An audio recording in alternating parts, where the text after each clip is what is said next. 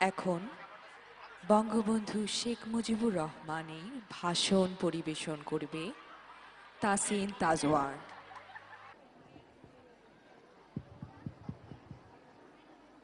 ভাইরা আমার, আজ দুঃখ ভারাক্রান্ত মন নিয়ে আপনাদের সামনে হাজির হয়েছি। আপনারা সবই জানেন এবং বোঝেন, আমরা আমাদের জীবন দিয়ে চেষ্টা করেছি, কিন্তু দুঃখের বিষয় আজ ঢাকা, চট্টগ্রাম, খুলনা, রাজশাহী, রংপুরে আমার ভাইয়ের রক্তে রাজপথ রঞ্জিত হয়েছে। আজ বাংলার মানুষ মুক্তি চায়, বাংলার মানুষ বাঁচতে চায়, বাংলার মানুষ তার অধিকার চায়। কি অন্যায় করেছিলাম? নির্বাচনের পরে বাংলাদেশের মানুষ সম্পূর্ণভাবে আমাকে ও আওয়ামী লীগকে ভোট দেন। আমাদের ন্যাশনাল অ্যাসেম্বলি বসবে, আমরা সেখানে শাসনতন্ত্র তৈরি করব এবং এ দেশকে আমরা গড়ে তুলব। এদেশের মানুষ অর্থনৈতিক, রাজনৈতিক এবং সাংস্কৃতিক মুক্তি পাবে। কিন্তু দুঃখের বিষয়, আজ দুঃখের সঙ্গে বলতে হয়, 23 বছরের করুণ ইতিহাস, বাংলার অত্যাচারের, বাংলার মানুষের রক্তের ইতিহাস, 23 বছরের ইতিহাস, মুমূর্ষ নরনারীর আর্তনাদের ইতিহাস, বাংলার ইতিহাস, এদেশের মানুষের রক্ত দিয়ে রাজপথ রঞ্জিত করার ইতিহাস। 1952 সালে রক্ত দিয়েছি, 1954 সালে নির্বাচনে জয়লাভ করেও আমরা গুটিতে বসতে পারি নাই। 1958 সালে আইয়ুব খান মাসল্য জারি করে 10 বছর পর্যন্ত আমাদের গোলাম করে রেখেছে।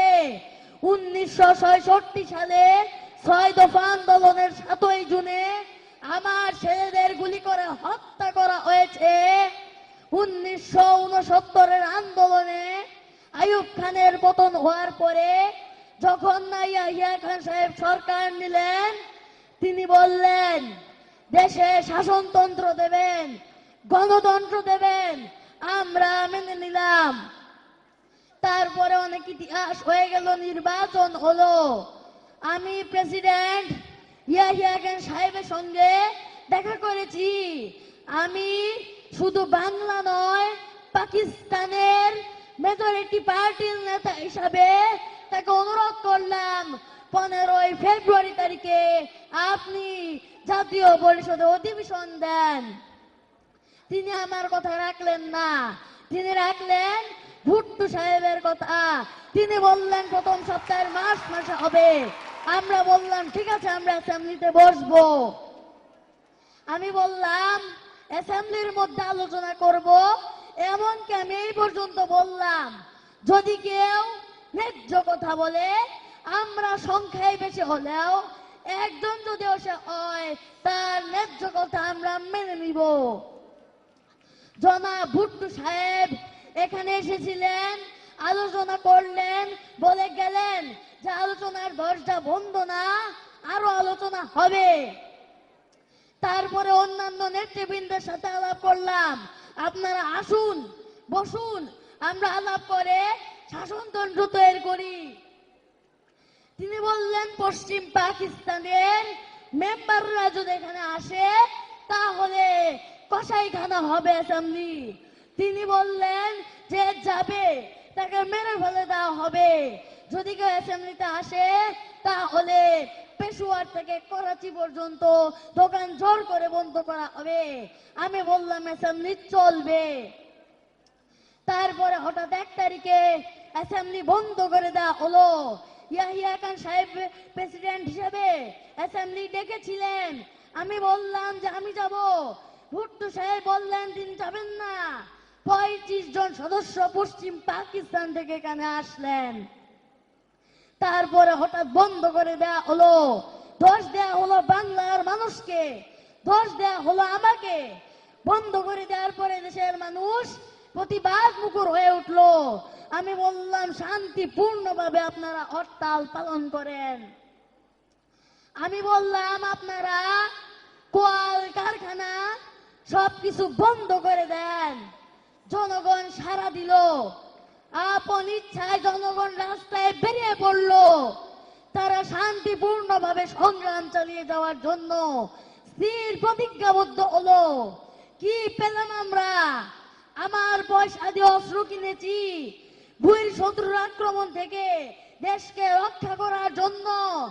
আজ সেই অস্ত্র ব্যবহার হচ্ছে আমার দেশের গরিব দুঃখী নিরস্ত্র মানুষের বিরুদ্ধে। তার বুকের উপর হচ্ছে গুলি। আমরা পাকিস্তানের সংখ্যাগুরু, আমরা বাঙালিরা যখনই ক্ষমতায় যাওয়ার চেষ্টা করেছি তখনই তারা আমাদের উপর ঝাঁপিয়ে পড়েছেন। টেলিফোনে আমার সঙ্গে তার কথা হয়।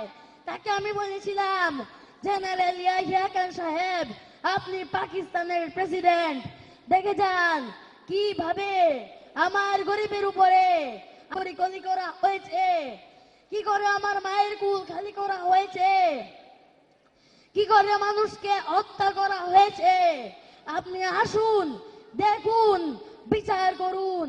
তিনি বললেন, আমি নাকি স্বীকার করেছি যে 10 তারিখে রাউন্ড টেবিল কনফারেন্স হবে। আমি তো অনেক আগেই বলেছি কিসের আরটিসি, কার সঙ্গে বসবো? যারা আমার মানুষের বুকে রক্ত নিয়েছে তাদের সঙ্গে বসবো। হঠাৎ আমার সঙ্গে পরামর্শ না করে 5 ঘন্টা গোপনে বৈঠক করে যে বক্তৃতা তিনি করেছেন, সমস্ত দোষ তিনি আমার উপরে দিয়েছেন, বাংলার মানুষের উপরে দিয়েছেন। ভাইরা আমার, 25 তারিখে অ্যাসেম্বলি কল করেছে, রক্তের দাগ শুকায় নাই। আমি 10 তারিখে বলে দিয়েছি যে ওই শহীদের রক্তের উপর পাড়া দিয়ে আরটিসিতে মুজিবুর রহমান যোগদান করতে পারে না। অ্যাসেম্বলি কল করেছেন, আমার দাবি মানতে হবে। প্রথম, সামরিক আইন মাসল্য উইথড্র করতে হবে। সমস্ত সামরিক বাহিনীর লোকদের ব্যারাকে ফেরত নিতে হবে। যেভাবে হত্যা করা হয়েছে তার তদন্ত করতে হবে। আর জনগণের প্রতিনিধির কাছে ক্ষমতা হস্তান্তর করতে হবে। তারপরে বিবেচনা করে দেখব আমরা অ্যাসেম্বলিতে বসতে পারবো কি পারবো না। এর পূর্বে অ্যাসেম্বলিতে বসতে আমরা পারি না। আমি প্রধানমন্ত্রিত্ব চাই না, আমরা এই দেশের মানুষের অধিকার চাই। আমি পরিষ্কার অক্ষরে বলে দেবার চাই যে আজ থেকে এই বাংলাদেশের কোর্ট কাছারি, আদালত, ফৌজদারি, শিক্ষা প্রতিষ্ঠান অনির্দিষ্টকালের জন্য বন্ধ থাকবে। গরিবের যাতে কষ্ট না হয়, যাতে আমার মানুষ কষ্ট না করে, সেই জন্য সমস্ত অন্যান্য যে জিনিসগুলো আছে সেগুলো হরতাল কাল থেকে চলবে না। রিক্সা, ঘোড়াগাড়ি চলবে, রেল চলবে, লঞ্চ চলবে। শুধু সেক্রেটারিয়েট, সুপ্রিম কোর্ট, হাইকোর্ট, জজ কোর্ট, সেমি গভর্নমেন্ট দপ্তরগুলো আবদা কোনো কিছু চলবে না। 28 তারিখে কর্মচারীরা যে বেতন নিয়ে আসবেন, এরপরে যদি বেতন দেওয়া না হয়, আর যদি একটা গুলি চলে, আর যদি আমার লোকের ওপর হত্যা করা হয়, তোমাদের উপর কাছে আমার অনুরোধ রইল, প্রত্যেক ঘরে ঘরে দুর্গ করে তুলো। তোমাদের যা কিছু আছে তাই নিয়ে শত্রুর মোকাবেলা করতে হবে এবং জীবনের তরে রাস্তাঘাট যা যা আছে সবকিছু আমি যদি হুকুম দেবার নাও পারি, তোমরা বন্ধ করে দেবে। আমরা ভাতে মারবো, আমরা পানিতে মারবো, তোমরা আমার ভাই, তোমরা ব্যারাকে থাকো, কেউ তোমাদের কিছু বলবে না। কিন্তু আর আমার বুকের উপর গুলি চালানোর চেষ্টা করো না। 7 কোটি মানুষকে দাবায় রাখতে পারবে না। আমরা যখন মরতে শিখেছি তখন কেউ আমাদের দাবাতে পারবে না। আজ যে সমস্ত লোক শহীদ হয়েছেন প্রাপ্ত হয়েছেন। আমরা আওয়ামী লীগের থেকে যদ্দূর পারি তাদের সাহায্য করতে চেষ্টা করব। যারা পারেন আমার রিলিফ কমিটিতে সামান্য টাকা পয়সা পৌঁছায় দিবেন। আর এই 7 দিন হরতালে যে শ্রমিক ভাইরা যোগদান করেছেন প্রত্যেকটা শিল্পের মালিক তাদের বেতন পৌঁছায় দিবেন। সরকারি কর্মচারীদের বলি, আমি যা বলি তা মানতে হবে। যে পর্যন্ত আমার এদেশের মুক্তি না হবে খাজনা ট্যাক্স বন্ধ করে দেওয়া হলো কেউ দেবে না। শোনেন, মনে রাখবেন, শত্রু বাহিনী ঢুকেছে, নিজেদের মধ্যে আত্মকলহ সৃষ্টি করবে, লুটতরাজ করবে। এই বাংলায় হিন্দু মুসলমান বাঙালি নন বাঙালি যারা আছেন তারা আমাদের ভাই, তাদের রক্ষার দায়িত্ব আপনাদের উপর, আমাদের যেন বদনাম না হয়।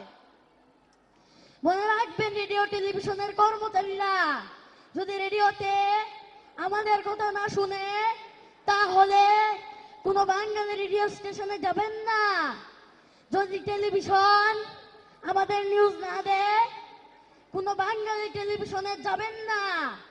2 ঘন্টা ব্যাংক খোলা থাকবে যাতে মানুষ তাদের মাইনা পত্র নেবার পারে, কিন্তু পূর্ব বাংলা থেকে পশ্চিম পাকিস্তানে 1 পয়সাও চালান হতে পারবে না।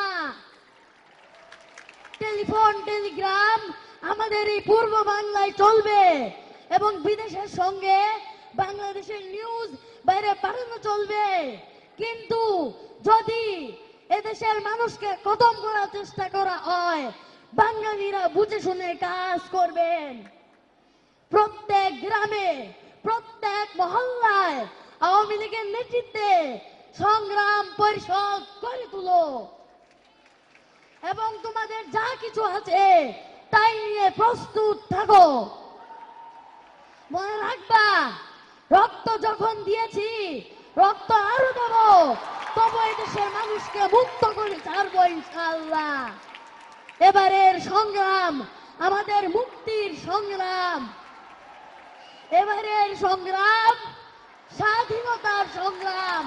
জয় বাংলা। ধন্যবাদ।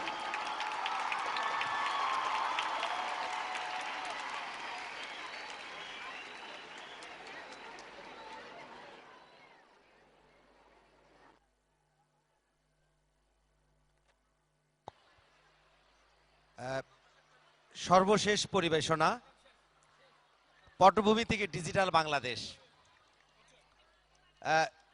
পরিবেশন পরিকল্পনা নির্দেশনা নৃত্য পরিচালনায় তানভীর আহমেদ লোটন, সাংস্কৃতিক সম্পাদক শেখ রাসেল জাতীয় শিশু কিশোর পরিষদ, সমন্বয়ক মোহাম্মদ মনিরুজ্জামান পলাশ, সাংগঠনিক সম্পাদক শেখ রাসেল জাতীয় শিশু কিশোর পরিষদ। পটভূমি থেকে ডিজিটাল বাংলাদেশ সংক্ষিপ্ত পরিবেশনা এবং এটাই হচ্ছে আমাদের সর্বশেষ পরিবেশনা।